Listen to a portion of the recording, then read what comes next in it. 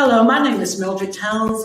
I'm the host and life coach of Let's Be Real About It. It's a talk show, and this show is where we can be true and we can be real about life issues. We can speak about the traumatic and devastating things that have occurred in our lives or that may be occurring right now at this present time.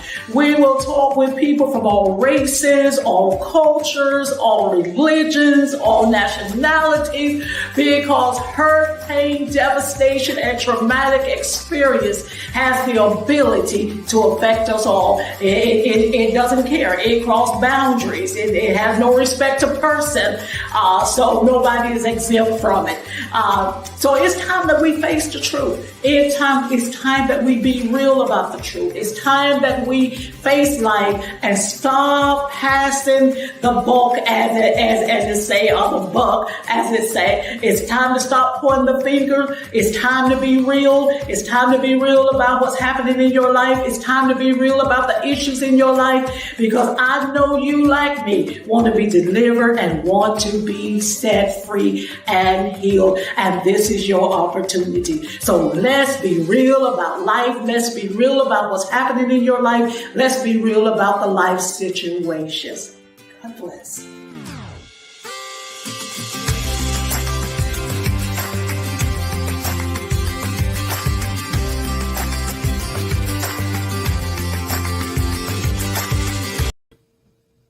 Hello and welcome to Let's Be Real About It, where we are real about real life issues. I am your host, Mildred T.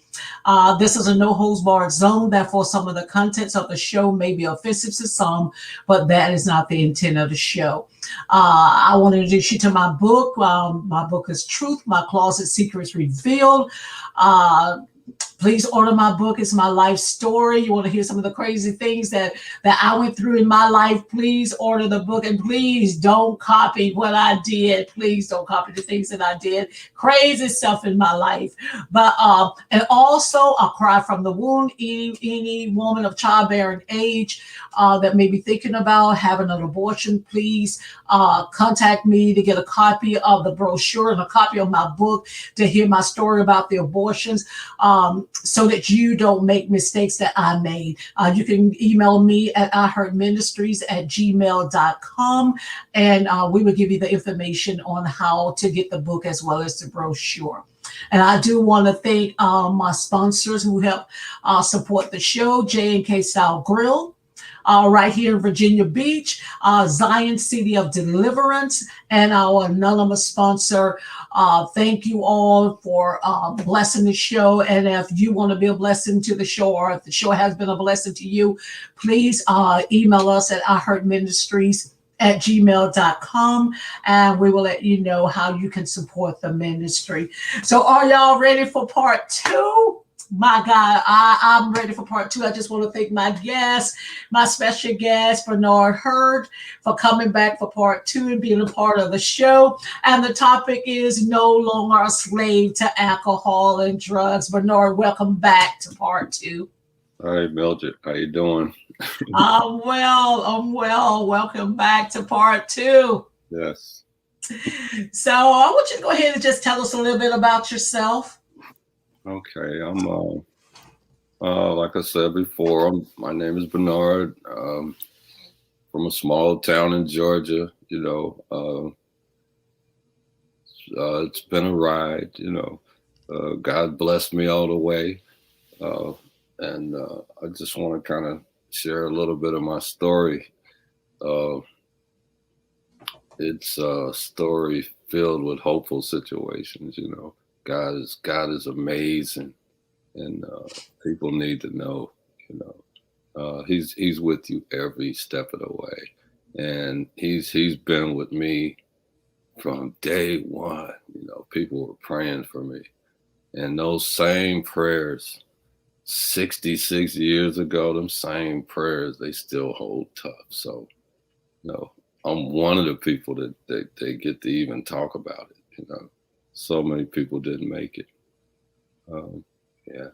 It's amazing. You're right. So many people So many people who went through your situation didn't get to make it to where you are. So I just want to do about a minute recap of last week's story. It may not even be a minute, but you started to drink at an early age. You took your first drink at 11 years old, and that started the cycle of you becoming an alcoholic. And not only uh, did you drink, you used drugs, you sold drugs. People in the neighborhood govern your life.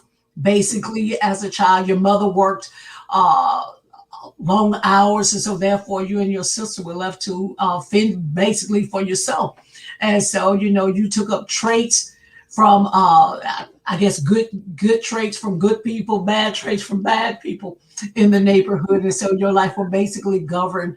Yeah. And if I'm wrong, you can correct me by the people that you spent the most time with. So, coming up today, you and your stepdad, this is where we left off in part one. You and your stepdad weren't getting along because of the way he was mistreating your mom. Therefore, you packed your bags and you hit the street. You went to the clubs. You dealt with the hookers and you dealt with the whores, and you became a pimp advocate. So, some of us have never heard of a pimp advocate. So, we want you to talk about that. Oh, well, when I left the house, and really hit the streets, I developed some friends, but one of my best friends, he was a big pimp daddy dude. So that's why we became best friends, and he was like my big brother, and he had my back and everything. So, you know, uh, one of the things that I learned how to do was, I still sold weed in the daytime, and I babysitted his hookers at night. That's why I say, pimp's advocate. I wasn't no pimp, but I just had a buddy that was. So I watched his hoes, and for a while I lived with him. So I helped look after him, and so I did weed at night and watched watched hookers and slept all day, and we hung out in some of the worst places in the neighborhood, and one day it got kind of rough. So I was like, you know what? I'm a dad now. You know what I mean? I got to get off of these streets. So I found a job. I got a job. So how did you handle that job after being I a pimp advocate and doing your own thing? Yeah, I got a job working at the hospital. I was a custodian, and I worked third shift, and same thing. Always some drugs in my life. We high all day, and I'm making pipes at night at work, and it's but I wanted to be a dad. My kid was born in the same hospital that I was in, so I got to sneak through the tunnels and see him at night. He was about this big, and he was in a glass tube, and I prayed for him, come on, man, you can do it. He was born early, and I love this guy. So, uh, uh, some kids now, they don't have that core that I had when I was born. I had people praying for me, and I had a grandmother, with values and stuff like that prior to hitting the street. So some of these people now, they don't have nothing to fall back on. They already empty. So these things consume them because they don't have anything to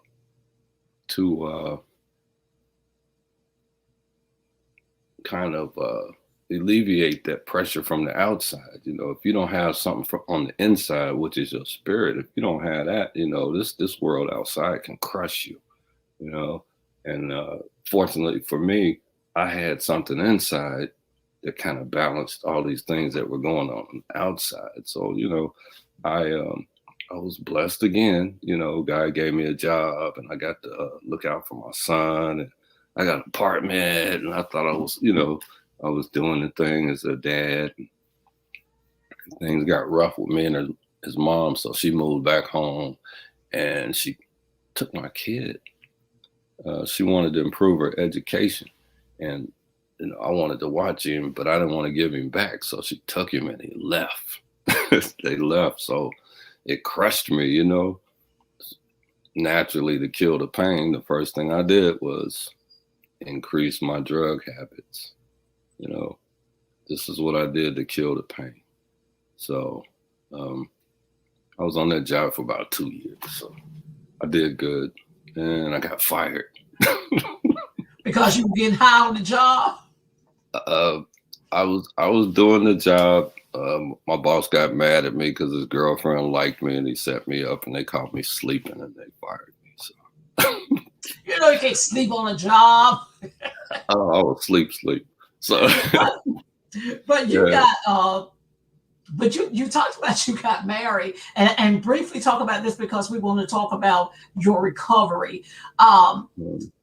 Now this is what I thought was very, very weird. You got married, but your wife said that she didn't want to be an everyday wife. So I'm like, why get married if you don't want to be every wife is every day? So why get married if you don't want to be an everyday wife? Was it that she didn't want to do the cooking? She didn't want to do the cleaning? She didn't want to do all this type stuff? Yeah, she was a spoiled brat, and I got her pregnant, so I married her trying to do the right thing, At this point, I had to crawl back to my stepdad and ask for another job. So I picked up an application in the house. The next day I was working at General Motors.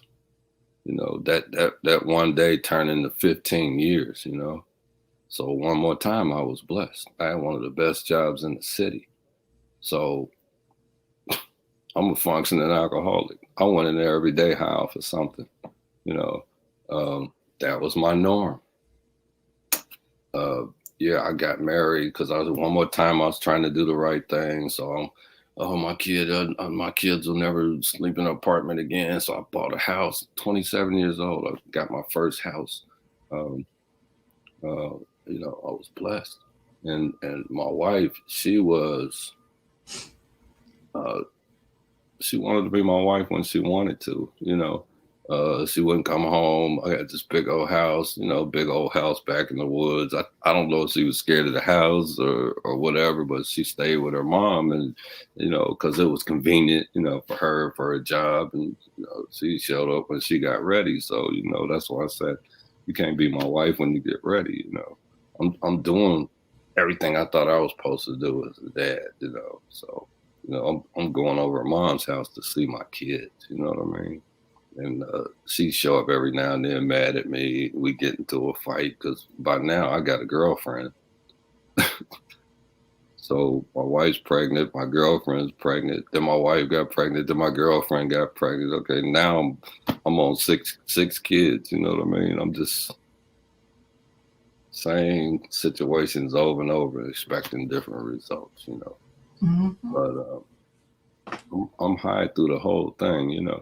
Off of something, and the relationship situations and the situation with my kids, my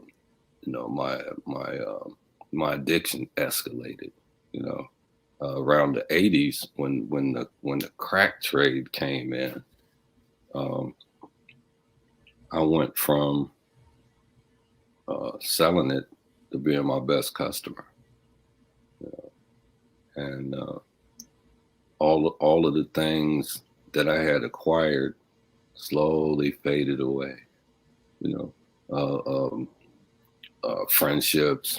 All the people that thought I was cool. Okay, all of a sudden I wasn't cool no more. The cool cars went downhill, and my relationship with my wife, which wasn't much in the first place, got worse. I held on to the job, which wasn't hard because everybody in there was high for something. We had our own bar across the street for lunch. But yeah, my addiction got to a peak when I started smoking cocaine. I was at a spiritual low point, in my life. And that core that was instilled with me when I was a kid, it it it offset me just totally being destroyed. Those same prayers kept me alive. I remember praying for God to just get me away from this crack pipe, and He did. And then when He did, I prayed to have it back, and He did. You know, So you prayed to have the crack back? Yeah, I thought I wanted to get away from it, but I wasn't ready. So when all the money was gone and all the drugs was gone, I was like, oops. No, I want more. I want more, So he let me have what I wanted. I'm one of his kids. So I knew who to ask. So he just said, okay, if that's what you want, hey, I'm gonna throw up my hand, I'm gonna let you go to it. But then the cocaine got so bad until the use of it, the addiction of it, until you said that you was walking through gunfire and you seen people getting killed and it didn't even faze you because you was out searching for that next hit. Talk about that real quick, and we're gonna talk about the recovery. Yeah, we didn't. Nobody cared about dying. I didn't care about dying. I'm out at 2, 3, 4 o'clock in the morning in alleys, looking for a rock, and you get in between all these battles with these drugs and stuff like that in the street. And I watch people die behind this stuff. I had people's blood splattered on me. Could have been me. But God kept me here for something. I don't know what it was. Some days I still don't know what it is, but he kept me, through all of that. And I got to walk away from these situations, He let me in, but it seemed like when things got the worst, He always pulled me out. So, yeah, it was a rough time, and I just wanted to get away from it. So I moved, I was like, okay, either I'm gonna kill somebody or somebody gonna kill me. My situations, I don't want my kids to see me like that, and I wanted to do better inside, my spirit was just gone. So I took a ride with my mom one day, and we went back to the old hometown. And when we were leaving, I said, you know what? It's so peaceful down there. I should have stayed. And she said, okay, why didn't you? So when we got back home, the little bit that I had left, I sold everything I had left, and I caught me a bus, and I went back to Georgia, And as soon as I got there, God looked out for me again. My grandmother passed away in L.A. She had moved to L.A. She had Alzheimer's, so she passed away. So I went to the funeral, and when it was time to go, something stopped me. And my mom was out there with me, and she knew I was going to die in L.A. because it was so bad out there. The gang situations and the drugs and stuff. She just fell out in the grass. She just knew I wasn't going to make it. So I told her I was going to stay. And God intervened again. He set me up. He set me up through my grandmother's death. He set me up.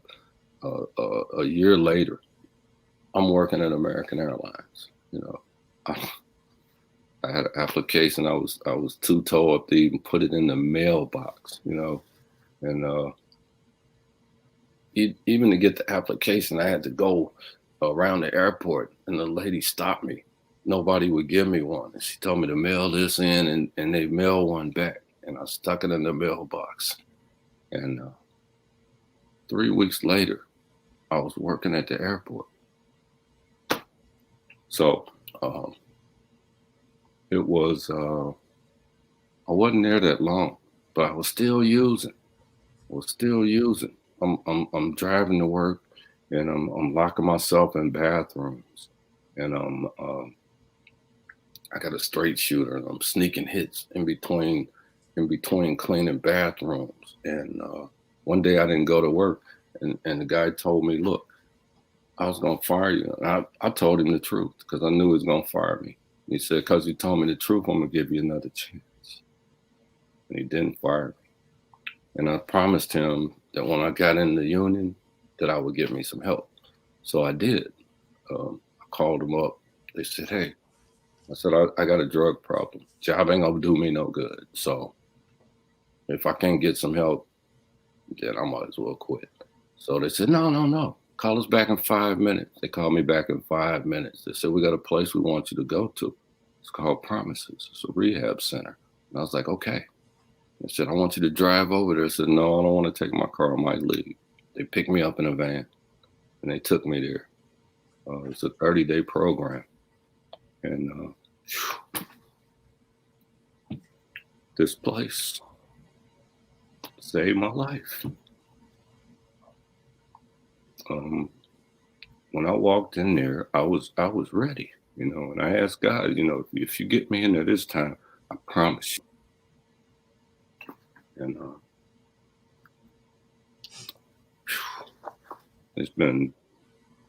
that was 1992. I haven't had to stick anything in my mouth since. And not only did he set you free from the drugs in this program and the alcohol, from cigarettes to, if I'm not mistaken, and it was like a 12-step program. Taught everything I didn't like about myself. I attacked it. And they showed me how. Just 12 simple rules to live by. I had to give up all the stuff that I learned in the street, and then I learned from all these people. I had to give up all of that, the friends and the family. I gave up everybody, and this is what I adopted, and I learned how to live by it. I went from a 30-day program to a 45-day sober living to moving around the corner from this place. I did not want to leave, and I hung around so long, they just gave me a job. I hung around so long, they gave me a job. They said, John, when are you going to leave? And I was like, I'm never leaving. So they gave me a job. I wound up driving that same van that picked me up to help other people. So the first step in the 12-step program is that you have to admit that you are powerless over alcohol or whatever it may be, over drugs, over food. And let me say this to all the food addicts, because I went through a program and for food addicts, and it's the same 12-step program. Yeah. We had to admit that we're powerless over food, over alcohol, over drugs, over whatever it is, and that our lives, have become unmanageable because you get to the point, just like you've been talking about, that you can't manage your own life. You lose that manageability of your own life because you control by whatever the substance is. Yeah, I wanted my spirit back, I wanted my spirit back, and I fought for it. And those were the rules that I adopted. I had to admit that I was alcoholic, full-fledged. I already knew without a doubt, but I did what they told me, in 12 steps to save your life. It is a way out. If you want a way out, it is a way out. And if I can do it, anybody can do it. If I can do it, anybody can do it, And yeah, it was amazing, I got my spirit back, I got my life back. When I was in the street, they was, if you don't quit drinking, you're gonna die. And don't nobody out there care about dying. Some of us do that because we want to self-destruct. They taught me in there that I have a brain that's trying to kill me. It's trying to kill me. That's powerful. Yeah, my brain was trying to kill me, and anything that it liked, it's gonna override your sensibility, your core, your heart. It overrides all that because it wants what it wants, and it's gonna nag you until you give it to it. It's gonna ask for what it wants, So, they taught me all these things, and I learned how to combat the situation, and I stuck with it. I wound up working in another facility with kids. I had 20 kids a day, and they looked up to me to look out for them. They didn't know they was looking out for me too. But yeah, it was amazing, amazing ride. And you started too, going around with your job and training people or talking to people on your job about. Yeah. Even on the job down the road, I was a EAP for American Airlines. They allowed me to travel to Dallas, where they trained me to get involved in these type of situations with other employees and get them to rehabs and situations like that. So I was blessed to be able to help some other addicts like myself. Yeah, we went all over the country doing that. So I was used. I was used. I was set up. From day one, I went all the way around the United States, and God used me. I'm so grateful that He used me. Yes. I had to go through what I went through, so I would be able to full-fledged come to some other people and tell them that it's another way. And yeah, it was amazing, and it still is. It still is. I wake up every day like, I'm still here. Still got another chance at this, So yeah. And drug free, and alcohol free, and cigarette free, because the same program, brought you through and brought you to this place. So I'm so glad that you're here. We may bring you back another time and just talk about recovery. Just maybe one show talk about people, places, and things. We're human beings, and we're addicted. We're addicted. We have addictive personalities.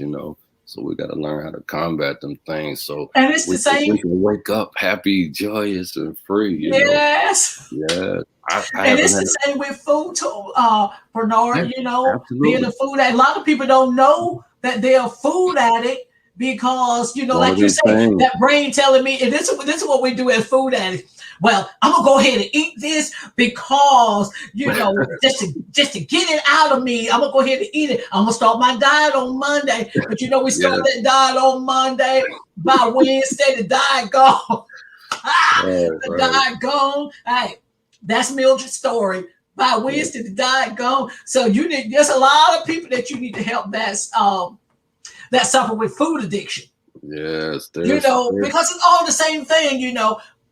Every addiction program uses the same 12 steps. Yeah. A guy told me in 1992 I had killed the drugs, right? So I was like, okay, cigarettes ain't no good without the liquor, without the this, without the that. So I was sitting in a meeting and everybody run out to smoke, and I started hating cigarettes. The dude said, if you want to quit, just say this simple prayer, God relieve me of the obsession to smoke. He said, say that in the morning and say that at night. Say it for 30 days and you'll never smoke again. I did it. And you never smoked again. I haven't had a cigarette since 1992. God relieve me of the what to eat. Relieve me of the obsession to smoke. He told me to do that for 30 days. And I did 30 days. Y'all hear that? Say it one more time. This is for the food addicts, the drug addicts, the sex addicts, the shopping addicts. Relieve me of my obsession. Whatever it is. It could be a person. It could be a place, anything that you're a slave to. If you want your freedom back, you got to fight for it. I got my freedom back. I got my life back. Bernard, I thank you so much for being my guest. Thank you so much for being my guest, because you have really blessed my soul. And I know that people tonight are being blessed. And I really want to thank you, and tell everybody how they can contact you. You can contact me, johnhurd47@gmail.com. That's my email. If anybody wants to get in touch with me, if you want to learn how to beat this addiction thing, I can help you. If I can't help you, I can lead you to some people that can. Amen. Free yourself. George Clinton had a saying on one of his albums. He said, free your mind, your ass will follow. Yes. So I want to thank everybody Yeah. who listened nationally and internationally to the show. I want to thank you for watching. And until next week, let the peace of God reign, rule, and abide in your hearts. I'm Mildred Towns. Thank you Thank for you so watching. much.